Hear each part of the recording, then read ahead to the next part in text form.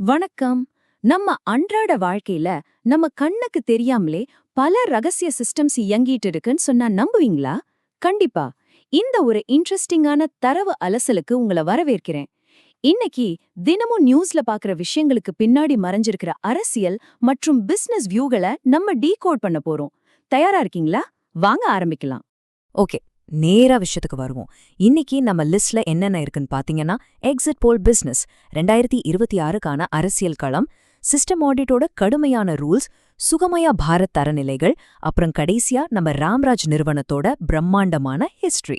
ஒண்ணுக்குன்னு சம்பந்தமே இல்லாத மாதிரி தெரியற இந்த 5 விஷயங்களையும் ஒரு 360 டிகிரி ஆங்கிள்ல ரொம்ப டீட்டெயிலா நாம பார்க்க போறோம்.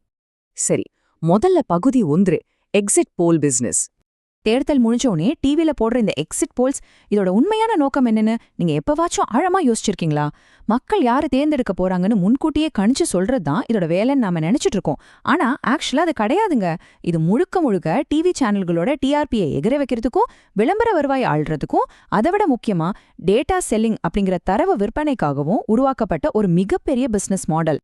இதில் இருக்கிற ரொம்ப முக்கியமான புள்ளி என்னன்னா, Axis My India, C Voter மாதிரியான ஏஜென்சிகள் தான் இந்த சர்வேகளை நடத்துறாங்க. சில சமயம் இதுல ஊடகங்களுக்கு நஷ்டம் வந்தாலும் கூட இந்த ஏஜென்சிகளுக்கு கார்ப்பரேட் லெவல்ல ஒரு பெரிய பிராண்ட் விசிபிலிட்டி கிடைக்குது. அது மட்டும் இல்லாம அரசியல் கட்சிகள் தங்கள் எதிரிகளோட வியூகத்தை உடைக்க இந்த ரகசிய டேட்டாவை கோடிக்கணக்குல பணம் கொடுத்து வாங்குறாங்க. சரியான வெளிப்படைத்தன்மை இல்லாததாலையும் அரசியல் சார்பு இருக்கிறதாலையும் இதோட நம்பகத்தன்மை இப்போ ரொம்பவே அடிவாங்கிடுச்சு. ஒரு காலத்துல அகாடமிக் ரிசர்ச்சா இருந்த ஒரு விஷயம் இப்போ எப்படி ஒரு கமர்ஷியல் அண்ட் என்டர்டெயின்மெண்ட் டூலா மாறிடுச்சுன்னு பாருங்களேன். அடுத்து பகுதி 2, 2026ஆம் ஆண்டின் தமிழக அரசியல் களம். எந்த ஒரு சார்பும் இல்லாம ஒரு நியூட்ரலான பார்வையாளரா இந்த டேட்டாவை நாம அனலைஸ் பண்ணுவோம். இந்த ஸ்லைட்ல ஒரு ரொம்பவே சுவாரஸ்யமான விஷயம் இருக்குங்க, கவனிங்க. விஜய் மற்றும் சீமான், இவங்க 2 பேரோட டார்கெட் ஆடியன்ஸும் சித்தாந்தங்களும் எப்படி கம்ப்ளீட்டா முரண்படுதுன்னு பாருங்க. விஜயோட தமிழக வெற்றி கழகம் அவரோட சினிமா ஸ்டார் பவரை யூஸ் பண்ணி எல்லாரையும் உள்ளடக்கின ஒரு அப்ரோச் மூலமா இளைஞர்களை குறிவைக்கிறாங்க. இன்னொரு பக்கம் சீமானோட நாம் தமிழர் கட்சி தமிழ் தேசியம் அப்படிங்கிற ஒரு ஸ்ட்ராங்கான சித்தாந்தத்தை பேஸா வச்சு முதல் முறை வாக்காளர்களை ரொம்பவே தீவிரமா அட்ராக்ட் பண்ணிட்டு இருக்காங்க. களத்துல இவங்க 2 பேருக்கும் இடையில செம்ம டஃப் ஃபைட் போயிட்டு இருக்கு. ஆனா இங்கதான் ஒரு ட்விஸ்ட். இவங்க 2 பேருக்கும் இடையில இவ்ளோ வித்தியாசங்கள் இருந்தாலும் இவங்களோட அந்த அல்டிமேட் டார்கெட் ஒண்ணுதான். விஜயோட என்ட்ரி சீமானோட ஓட்டு பேங்க்ல ஒரு பிளவை ஏற்படுத்துமா அப்படிங்கிற விவாதம் ஒரு பக்கம் இருந்தாலும், இவங்க 2 பேருமே தமிழ்நாட்டோட பெரிய திராவிட கட்சிகளுக்கு ஒரு ஸ்ட்ராங்கான மாற்று சக்தியா தங்களை நிலைநிறுத்திக்கணும்னு தான் ரொம்பவே தீவிரமா இருக்காங்க. இதுதான் இவங்களோட மாபெரும் அஜெண்டா. அடுத்த டாபிக் போலாமா? பகுதி 3, ஆடிட் கட்டுப்பாடுகளின் கடுமையான விதிகள். கம்ப்யூட்டர்ல நாம ஒரு தப்பு பண்ணிட்டா சிம்பிளா அடிச்சுட்டு திரும்ப டைப் பண்ணிடுவோம் இல்லையா? ஆனா கவர்மெண்ட் அண்ட் கார்ப்பரேட் சிஸ்டம்ஸ்ல அப்படி ஈஸியா பண்ண முடியாதுன்னு உங்களுக்கு தெரியுமா? அங்கதான் CAMS, அதாவது காம்ப்ரிஹென்சிவ் ஆடிட் மேனேஜ்மெண்ட் சிஸ்டம் உள்ள வருது. இது ஒரு கம்ப்யூட்டரைஸ்ட் ஆடிட் சாஃப்ட்வேர். இதுல நீங்க ஒரு டேட்டாவை என்டர் பண்ணிட்டா அது ஒரு நிரந்தரமான டிஜிட்டல் தடையா மாறிடும். உங்களால அழிக்கவே முடியாது.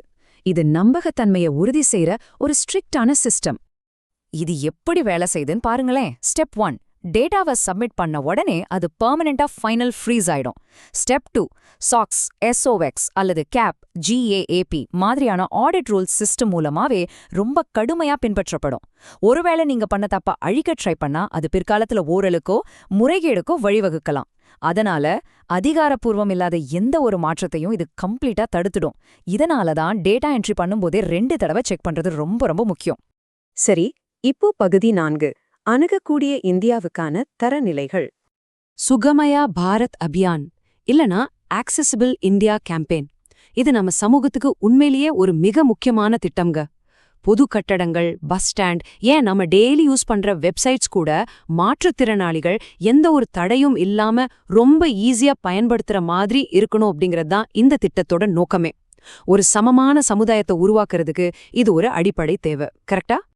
ஆனா யோசிச்சு பாருங்க, இது வெறும் பேப்பர்ல திட்டமா இருந்தா மட்டும் பத்தாதுல, சாய்வுதளங்கள், லிஃப்ட்ஸ் இதையெல்லாம் கட்டும்போது தரக்கட்டுப்பாடு இல்லைன்னா அது எவ்ளோ பெரிய விபத்துகளை ஏற்படுத்தும். அதனால தான் இந்த கட்டிடங்கள், போக்குவரத்து, இணையதளங்கள் எல்லாத்துலயும் இந்திய தர நிர்ணய அமைப்பான BIS ஓட சான்றிதழ் கட்டாயம்னு சொல்லியிருக்காங்க. இது சேஃப்டியை உறுதி பண்றதோட மட்டும் இல்லாம ISO ஸ்டாண்டர்ட்ஸை செயல்படுத்தி இந்தியா முழுக்க ஒரு சீரான தன்மையை கொண்டு வருது. இப்ப நம்ம ஃபைனல் டாபிக் வந்தாச்சு. பகுதி 5 ராம்ராஜ் காட்டன் சாம்ராஜ்யம்.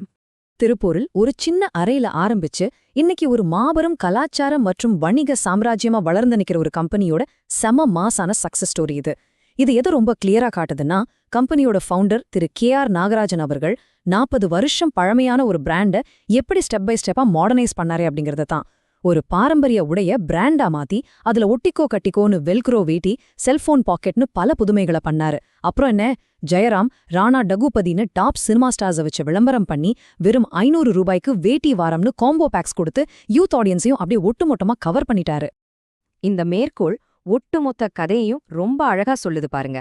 வேட்டினா அது ஏழைகளுக்கான உடை, இல்லனா வயசானவங்க மட்டும் கட்டுறதுன்னு ஒரு காலத்துல ஒரு எண்ணம் இருந்துச்சு. அது அப்படியே உடைச்சு வேட்டிய ஒரு கௌரவ சின்னமா அவர் மாத்தி காட்டினாரு.